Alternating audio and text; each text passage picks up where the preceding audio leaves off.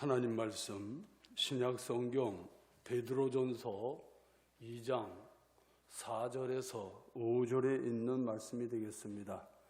제가 가지고 있는 성경은 신약서 378조 베드로전서 2장 4절에서 5절에 있는 말씀, 우리 합독하시겠습니다. 시작. 사람에게는 버림바가 되었으나 하나님께는 택하심을 입은 보배로운 산돌이신 예수께 나아가 너희도 산돌같이 신령한 집으로 세워지고 예수 그리스도로 말미암아 하나님이 기쁘게 받으실 신령한 제사를 드릴 거룩한 제사장이 될지니라. 아멘. 할렐루야.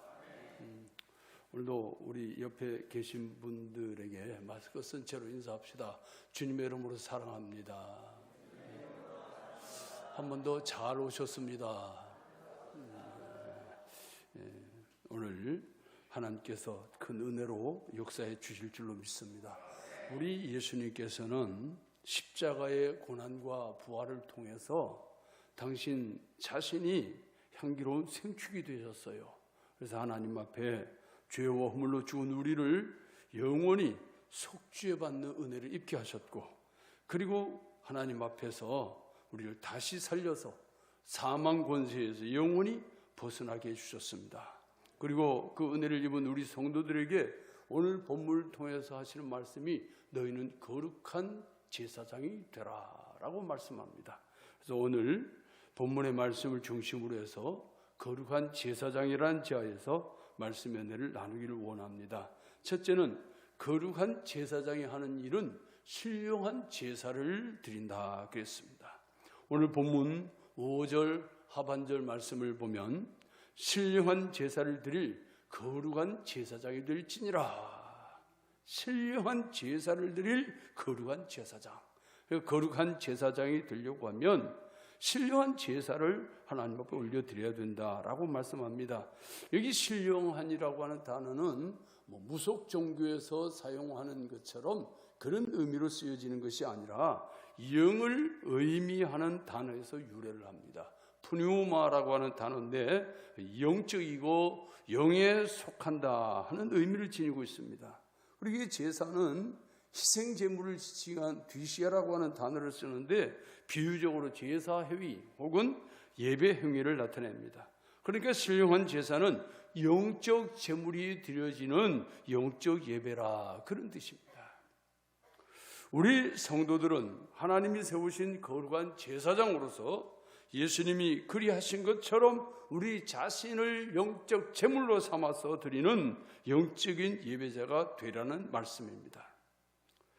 오늘 우리 말씀을 보면 하나님께서 우리에게 말씀하실 때에 정말 하나님이 받으실 만한 영적인 예배, 이런 예배가 얼마나 중요한지 모릅니다.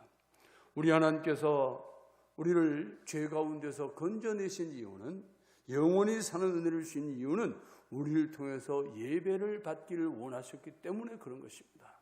아담과 하와를 처음 지으실 때에도 하나님의 형상으로 지으신 이유는 그들을 통해서 하나님이 영광을 받으시기를 원하셨고 그들을 통해서 예배를 받기를 원하셨는데 그들이 하나님 앞에 범죄함으로 말미암아 모든 것이 다 깨져버렸어요. 그런데 예수님께서 이 땅에 다시 오셔서 우리의 죄가를 대신 짊어지시고 우리를 영원한 속죄 은혜를 입게 하시고 영원히 살게 하심으로 말미암아 그러한 은혜를 입은 자는 거룩한 제사장이 되어 하나님 앞에 신령한 제사를 올려드리라는 거예요. 그러니까 우리는 거룩한 제사장이 되려고 하면 하나님 앞에 하나님이 받으실 만한 예배자가 되어야 되는 것입니다. 베드로전서 2장 9절에 보면 한번 같이 읽겠습니다. 시작. 그러나 너희는 택하신 족속이요 왕같은 제사장들이요 거룩한 나라요. 신령한 제사장은 왕같은 존귀한 자라는 거예요. 왕같은 존귀한 자. 왕같은 제사장은 왕과 같은 권세가 부여된 그런 제사장이라, 그런 말입니다. 성령으로 거듭난 신약의 성도들에게는 왕의 존귀를 부여받은 제사장 직분을 주셨다는 것입니다. 이들은 하나님께 직접 나아갈 수가 있어요. 하나님과 성령으로 교제하고 친교할 수 있는 특권이 주어진 것입니다. 우리 예수님께서 십자가에 못 박혀 죽으실 때 다 이루었다 하고 운명하실 그때에 성전 휘장이 위에서부터 아래로 쭉 찢어져 내렸어요. 그때부터 지성소의 개념이 사라져 버렸어요. 휘장이 있을 때는 이 지성소 안에는 대제사의 1년에 하루 대속죄로만 들어가요. 그때만 들어가가지고 이스라엘 전체 죄를 속죄받는 그런 시간이 있었어요.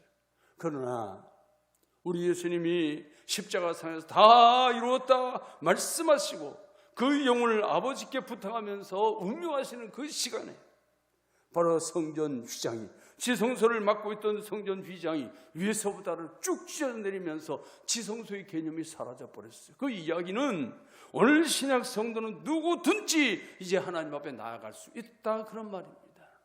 제사장의 권위를 주신 거예요. 왕같은 대제사장, 왕같은 제사장의 권위를 주셔서 그런 권위를 가지고 하나님 앞에 나아가서 직접적으로 하나님 앞에 기도할 수 있고 회개할 수 있고 용서받을 수 있고 하나님의 은혜를 간구할 수가 있게 된 것입니다. 그런데 참 이상한 일이죠. 하나님께서 그런 기회를 열어주셨는데, 그런 왕같은 존귀한 자들로 세워주셨는데, 하나님 앞에 직접 나아갈 수 없을 때는 대제사장을 통해서 혹은 제사장을 통해서만 하나님 앞에 나아갈 수가 있었을 때는 하나님 앞에 나아가고 싶어서 견딜 수가 없었는데, 그런데 하나님께서 길을 열어주신 지금은 얼마든지 나아갈 수 있는 길을 열어주셨는데 그게 귀한 마음이 별로 없어요. 그러니까 하나님 앞에 얼마든지 나아갈 수 있는데도 불구하고 하나님 앞에 나아가는 자들이 많지 않다는 얘기예요. 두 번째는 신령한 제사는 하나님이 기뻐하시는 예배를 말합니다. 하나님이 기뻐하시는 예배. 우리 요한복음 4장 23절 24절 말씀을 같이 보시겠습니다. 23절 24절 아버지께 참되게 예배하는 자들은 영과 진리로 예배할 때가 오나니 곧 이때라. 아버지께서는 자기에게 이렇게 예배하는 자들을 찾으시느니라. 하나님은 영이시니 예배하는 자가 영과 진리로 예배할지니라. 하나님이 기뻐 받으시는 예배는 성령과 진리 되신 예수 그리스도의 말씀에 인도를 받는 예배가 되어야 한다는 것입니다. 오늘 이 시간 우리가 하나님 앞에 예배합니다. 시간에 하나님의 성령이 우리 가운데 임재하셔서 예배를 인도해 주셔야 돼요. 하나님의 성령이 인도하지 않은 예배는 이미 예배가 아닌 것입니다. 여기에 말씀이 없다면, 예수 그리스도의 영이 계시지 않는다면 이건 예배가 아닌 거예요. 사람들의 모임으로 끝나고 마는 것입니다. 하나님의 성령이 역사하지 않는 예배, 하나님의 성령이 인도하지 않는 설교, 아무 의미가 없는 것입니다. 그런데 분명히 말씀합니다. 하나님이 기뻐 받으신 예배는 거룩한 성령과 진리 되신 예수 그리스도의 그분의 말씀으로 인도를 받는 예배가 하나님이 원하시는 예배요, 기뻐하시는 예배요, 친히 만나 주시는 예배입니다. 그 예배 가운데 하나님은 친히 우리와 교통하시는 거예요.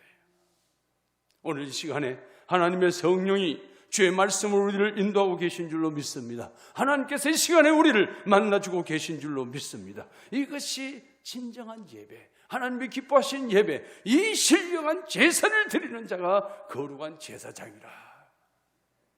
세 번째는 신령한 집으로 세워져야 된다고 말씀합니다. 거룩한 제사장은 신령한 집이 되어져야 되는 것입니다. 하나님의 거룩한 제사장은 신령한 집으로 세워지는 자들이라고 오늘 본문 5절 상반절에서 말씀합니다. 우리가 너희도 산돌같이 신령한 집으로 세워지고 그랬어요. 산돌같이 신령한 집으로 세워지고, 여기 신령한 집은 영적인 거처예요. 다시 말씀드리면 하나님의 성령이 거하시는 거룩한 성전이 신령한 집이라는 거예요. 우리가 고린도전서 3장 16절을 한번 볼 필요가 있습니다. 고린도전서 3장 16절 말씀 다 같이 읽습니다. 시작. 너희는 너희가 하나님의 성전인 것과 하나님의 성령이 너희 안에 계시는 것을 알지 못하느냐라고 말씀하시죠. 그러나 너희가 바로 하나님의 성전이다. 하나님의 성전이다. 우리는 하나님의 거룩한 제사장으로서 우리 자신이 하나님의 성전이 되어야 하고 우리 안에 성령이 거하셔야 한다. 성령이 우리 안에 계시지 않으면 하나님의 성전일 수 없고, 하나님의 성전이 되지 못하면 역시 우리는 거룩한 제사장이 될 수가 없는 것입니다. 그래서 분명히 말씀합니다. 너희는 하나님의 성전이다. 우리 예수님 자신도 말씀했어요. 내가 바로 성전이다. 내가 바로 성전이다. 그렇게 말씀하시죠. 우리 계속해서 한번 보겠습니다. 본문 4절 다 같이 읽겠습니다. 시작. 사람에게는 버림바가 되었으나 하나님께는 택하심을 입은 보배로운 산돌이신 예수께 나아가. 우리 예수님처럼 산돌이 되어 하나님의 성전을 지어가는 그런 은혜가 있어야 된다고 말씀합니다. 우리 예수님은 사람에게 버림받았어요. 특히 자기 백성에게 버림받았는데 문법을 보니까 분사 완료로 버림받습니다. 이게 무슨 얘기냐면 철저하게 배신당하는 거예요. 아주 처절하게 무참하게 짓밟히고 온갖 고차 수치를 겪는 거예요. 당신의 백성들에게 그렇다고 말해요. 하나님께서 택하신 거룩한 선민이라고 일컬어지는 이스라엘 백성들에게 철저히 배신당하고 그들에게 짓밟히고 그들에게 고초를 겪고 온갖 수모와 수치를 겪는 거예요. 이게 사람에게는 버림받았으나 그래요. 그러니까 우리말 성경으로 보자면 버림받은 것은 외면당하는 것도 버림받은 거고, 그렇게 내버려두고 뒤돌아서 버리면 버림받은 거고, 그러나 원어 성경은 단순히 외면당하는 게 아니고 철저하게 배신당하는, 배신을 당한 정도가 아니라 얼마나 짓밟히는지. 우리 예수님은 사람이 겪을 수 없는 모든 수치를 한꺼번에 다 겪었어요. 생각해 보면 참 기가 막히죠. 그런데 하나님께서는 그분을 버리지 않았어요. 우리 하나님께서는 십자가에 못 박힐 때는 외면하시는 것 같았고 영영 버리시는 것 같았는데 사흘 만에 죽은 자 가운데 다시 살리심으로 그의 영광과 권위를 한층 더 높여주시는 것을 볼 수가 있습니다. 하나님께서는 예수님을 보배로운 산돌이 되게 하시고 영원한 성전이 되게 하셨어요. 그런 것처럼 우리에게도 말씀하는 겁니다. 우리 요한복음 2장 19절에서 21절에 있는 말씀을 같이 보시겠습니다. 시작. 예수께서 대답하여 이르시되 너희가 이 성전을 홀라 내가 사흘 동안에 일으키리라. 유대인들이 이르되 이 성전은 46년 동안에 지었거늘 내가 3일 동안에 일으키겠느냐 하더라. 그러나 예수는 성전대 자기 육체를 가리켜 말씀하시더라. 46년 동안 걸려서 지어진 이 헤롯 성전을 하루아침에 무너뜨리고, 그리고 말씀하시기를 내가 사흘 만에 다시 세운다, 다시 일으킨다. 바로 당신의 육체를 가르쳐서 그때부터 내가 성전이다 라고 말씀하는 거예요. 그런 것처럼 예수 그리스도 그분이 성전 되신 것처럼 오늘날 믿음으로 살아가는 신약 성도들이 예수 그리스도 안에서 우리도 성전이 되는 거예요. 성전. 예수님께서 보배로운 산돌이 되어 성전이 되신 것처럼 우리들에게 너희도 산돌같이 하나님의 전을 지어가라, 하나님의 성전을 세워가라는 거예요. 우리 자신이 그렇게 하라. 우리 자신이. 우리가 신령한 집이 되려고 하면 하나님 앞에 신령한 제사를 드릴 거룩한 제사장이 되어야 합니다. 더 나아가서 신령한 집은 교회를 의미합니다. 우리 이사야 56장 7절 말씀을 봅니다. 이사야 56장 7절 다 같이 읽습니다. 내가 곧 그들을 나의 성산으로 인도하여 기도하는 내 집에서 그들을 기쁘게 할 것이며 그들의 번제와 희생을 나의 제단에서 기꺼이 받게 되리니 이는 내 집은 만민이 기도하는 집이라 일컬음이 될 것임이라 그랬어요. 여기 보니까 만민이 기도하는 집이라 그러죠. 그럼 마가복음 11장 17절 보시죠. 다 같이 읽습니다. 이에 가르쳐 이르시되 기록된 바 내 집은 만민이 기도하는 집이라 칭함을 받으리라고 하지 아니하느냐. 너희는 강도의 소굴을 만들었도다. 여러분, 만민이 기도한 집이 뭐예요? 교회. 우리 예수님이 친히 성전 되시고, 우리 예수님이 친히 제사장 되시고, 우리 예수님이 친히 하나님 앞에 드려진 희생제물이 되시는 것처럼 오늘 우리들이 예수 그리스도 안에서 성전이 되고, 우리가 거룩한 제물이 되고, 우리가 제사장이 되어서 하나님 앞에 엎드려야 되는데, 그것이 교회라고 하는 공동체를 통해서 하나님 앞에 예배하며 기도하는 것입니다. 신령한 집으로 세워지고 해서 세워지고 하는 말은, 예수님께서 베드로에게 누가복음 16장 10절에서 이런 말씀을 주셨어요. 내가 이 반석 위에 내 교회를 세우리니, 그래요. 내 교회를 세우리니. 그럴 때 그거 세운다는 거 하고, 그리고 오늘 하나님의 성전으로 세우는 거하고 이 세운다는 말씀이 똑같아요. 교회를 세운다는 거, 신령한 집으로 세운다는 거 똑같은 말이에요. 그럼 결국 신령한 집이 뭐예요? 하나님의 거룩한 교회라는 거예요. 교회. 이 말씀은 사람들이 단지 교회에 나와서 그리스도인이 되는 것이 아니고, 그리스도에 나와서 그리스도와 거룩한 성령으로 연합될 때, 그때 비로소 보배로운 산돌이 될 수 있고, 거듭난 자들과 연합을 통해서 거룩한 교회를 이루는 것입니다. 오늘 이 자리에 우리 개개인은 거룩한 제사장, 우리 개개인은 하나님 앞에 보배로운 산돌이에요. 우리 모두는 예수 그리스도 안에서 나 한 사람 한 사람이 성전입니다. 이런 성전들이 모여서 거룩한 교회를 만드는 거예요. 오늘 우리는 사람에게는 비록 버림받아 되었지만 하나님께는 택하신 바 되고 보배로운 산돌이 되어서 거룩하고 영원한 성전이 되신 것처럼, 우리 하나님의 거룩한 제사장 우리 성도들도 이 땅에서는 복음으로 인해서 때로는 고난받을 수 있고 박해받을 수 있고 수치를 겪을 수 있지만, 그럴지라도 예수님처럼 우리는 하나님 앞에 보배로운 산돌이 되고 하나님의 성령을 모신 거룩한 성전으로 세워지기를 간절히 소원합니다. 하나님이 우리를 그렇게 원하고 계세요.